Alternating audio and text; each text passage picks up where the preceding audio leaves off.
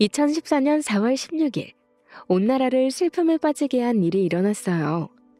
인천에서 출발해 제주도로 가던 여객선 세월호가 전남 진도군 인근 바다에서 침몰했거든요. 수학여행을 가던 경기도 안산 단원고등학교 학생을 비롯해 탑승객 476명 가운데 295명이 사망하고 9명이 실종되었어요. 배가 침몰한 원인에는 여러 가지가 있었어요. 기준보다 많은 화물을 실었고 해양경찰과 정부의 대응이 서투르고 소극적이었어요. 그리고 일부 선원들이 탑승객의 구조를 돕지 않고 해경에게 제일 먼저 구조되는 무책임한 태도가 이렇게 큰 사고를 일으키게 되었어요. 5.18 민주화운동은 국가가 국민을 향해 폭력을 휘두른 사건이고 세월호 참사는 국가가 국민을 지키지 못한 사건이에요. 국가가 국가의 일을 제대로 하지 못하면 그 피해는 국민에게 돌아와요. 우리는 과거의 잘못을 되풀이하지 않겠다는 다짐과 함께 기억해야 해요. 누가 무엇을 어떻게 반성해야 불행한 사고가 없어질지 더 많이 생각하고 실천해야 해요. 조선시대에는 역사를 기록하는 사관이 있었어요.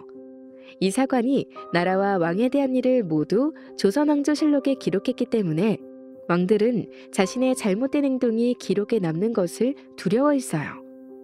태종의 이야기예요. 사냥하다가 실수로 말에서 떨어진 태종은 낙마한 것이 부끄러워 신하들에게 이렇게 말했어요. 이 일을 사관이 알지 못하게 하라. 하지만 사관은 태종이 낙마한 것과 기록하지 말라고 한 것까지 기록했어요. 사냥과 사치를 즐긴 연산군은 백성들이 힘들어하는데도 아랑곳하지 않고 세금을 많이 거뒀다고 해요. 또 연산군은 바른 말을 하는 신하들을 모두 쫓아내며 마음대로 행동했어요. 이봐라, 그만 기록하란 말이다. 연산군은 자기 행동을 고치는 것보다 사관에게 자기 잘못을 기록하지 못하도록 했죠. 그는 결국 왕위에서 쫓겨나고 폭군으로 기록되었어요. 전두환 정권은 5.18 민주화운동과 관련해 수천 명을 체포하고 수사했어요. 1980년 당시 우리나라는 전국 비상기업령 상태였기 때문에 구속된 사람들은 군사재판을 받았고 그 중에는 사형이나 무기징역을 선고받은 사람도 있었어요. 그때 군 검찰부 수사 기록이나 군사재판 자료에 의하면 광주 시민들은 폭도였어요. 많은 신문은 계엄정부의 보도 통제 때문에 전국 비상계엄이 당시의 국가 상황을 잘 파악하여 내린 결정이라는 기사를 실었어요. 그래서 광주를 제외한 다른 지역 사람들은 5.18 민주화운동에 대해 오해하게 되었어요. 아유, 저 간첩들 폭동을 일으키다니. 군대를 동원해서 진압해야 폭도들이 잠잠해지겠어. 한 광주 시민이 국민에게 드리는 글에서 이렇게 얘기했어요. 5월 18일 전두환 정권은 군대를 투입하여 평화적으로 시위하는 학생들과 시민들을 폭행하고 이를 지켜보거나 말리는 시민들에게까지 몽둥이 세례를 하는 등 이루 말할 수 없는 만행을 저질렀어요. 계엄군과 경찰의 무리한 진압과 고문 등에 의해 죽임을 당하고 부상을 입은 시민들과 학생들이 병원에서 치료받은 기록도 있어요. 우리는 여러 기록물을 통해 5.18 민주화운동을 더욱 정확하고 자세하게 알 수 있게 되었어요. 만약 누군가의 생각대로 한쪽의 기록을 없앤다면 지금 우리는 5.18 민주화운동을 제대로 알지 못했을 거예요. 같은 사건이라도 정반대의 시선으로 기록되어 있다면 진실을 알 수 없겠네.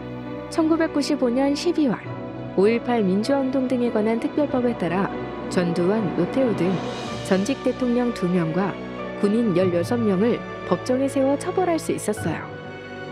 또한 억울한 누명을 쓴 사람들에게 명예회복과 피해보상을 해줄 수 있었죠.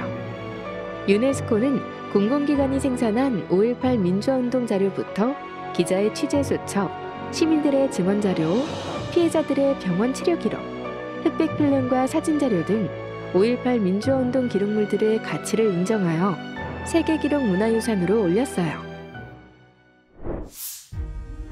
우리는 세 가지 이야기를 통해 기록한다와 기억한다라는 뜻이 통함을 알았어요. 기록해야 기억할 수 있고 기억하기 위해 기록하죠.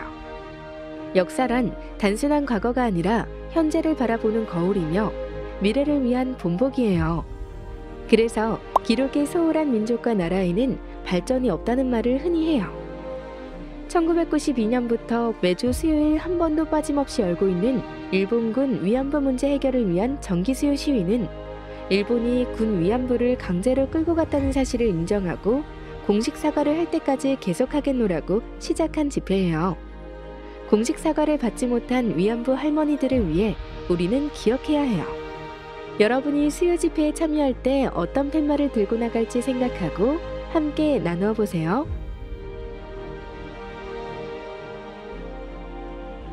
기억하지 못하는 과거는 다시 반복된다는 사실을 명심하고 일본 정부와 과거의 일인이 잊으라고 하는 사람들에게 한마디 해주세요.